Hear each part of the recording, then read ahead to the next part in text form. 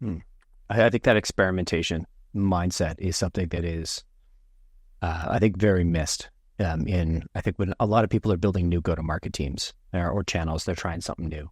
One of the things I hate is, talking to a founder and they say, "Oh, we tried Outbound and it didn't work for us." I'm like, "Hey, tell me what you did." "Oh, well, we bought this tool, then we bought that data, and then we ran some campaigns." I'm like, "Oh, cool. Who ran the campaigns?" "Oh, we had somebody in marketing do that, and they ran a bunch of email campaigns."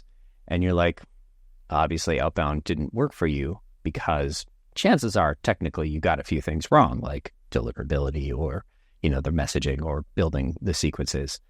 And one of the advantages of the tech and the tools we have today is that you can get so much more specific with the targeting, with the message that we're going to take to each of these segments. But it's also one of the things that makes Outbound hard in that, the table stakes have risen so much. If you're standing there with the bare sequencer and a single email address plugged into it today, you're at a strong disadvantage to that sales nerd who has carved out a market in Clay, has, got some AI prompts that are, personalizing a few snippets so that the deliverability is good and there's variability in the messaging and is testing, a bunch of campaigns all at once. And so there's so much that we can do today. I'm curious, what is and you've kind of hinted at the kind of signal-based selling, kind of walk me in micro campaigns, walk me through what good looks like for an outbound team that you're running or that you would put together today. Yeah, I think that there are a few components to it. I definitely think that experimentation is foundational to it. And I also don't see companies doing this enough, especially for like a Series A, Series B company, especially when you're kind of that early stage. You want to experiment a bunch. I think about this as like a portfolio of bets. And, in the same way that an investor might make 20 investments in a year and, 19 of them are going to fail, one of them hits, but it pays back the fund, 3 or 10x or 100x. That's how you want to think about growth experiments in Outbound. And so assume that 19 out of 20 experiments are going to fail and be okay with that. Or, maybe that's extreme, but you want some percentage of the experiments you're running to not be running 6 months from today. They are experiments, and that's okay. I also think that my strong opinion is that choosing the right company and the right contact at the right time is 10 times more important than writing a good email. And I think that the email copy is something that people think about a lot and spend a lot of time on. And I actually think people should spend very little time on the email copy. You should spend time on it. You should think about what is your offer? What are you actually adding in terms of value? I don't think people just want to spend 30 minutes on a demo. So what are other ways you can get in front of people with an interesting offer? But I think what's more interesting today, especially, is how do you find the right companies, the right contacts at the right time? And, if you're reaching out to somebody that is actively looking for a sequencing product, because we've talked about that a bunch today, it kind of doesn't matter like what exactly you say. If you just say, we're a sequencing product and we help Series A companies, and you happen to be a VP of sales at a Series A company, you're like, oh, cool, we're actually in process right now to buy one. Sure, I'll see a demo. Like the message doesn't matter, but the fact that you caught somebody in that buying cycle is super, super important.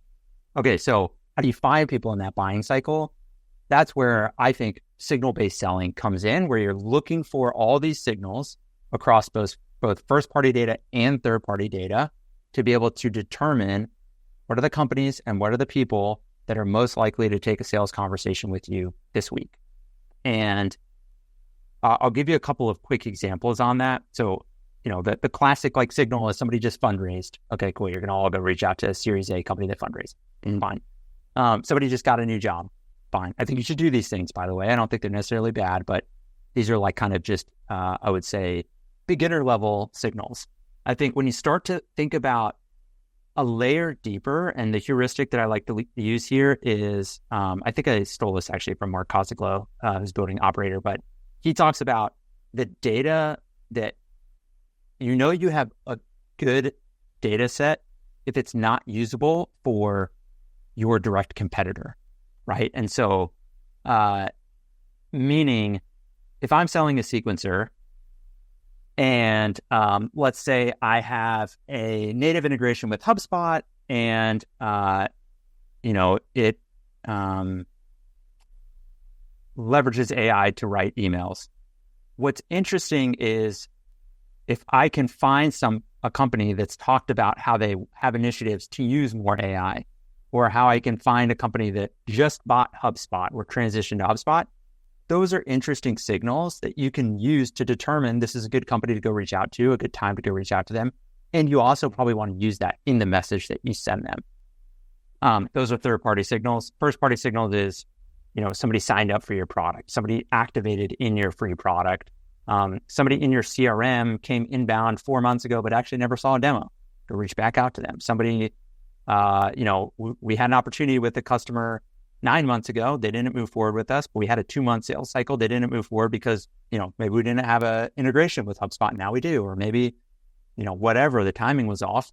That person should bubble back up into a workflow of a sales rep 9 months later, and you should re-engage with that person. So again, these are all signals. There's literally hundreds of signals that you can track.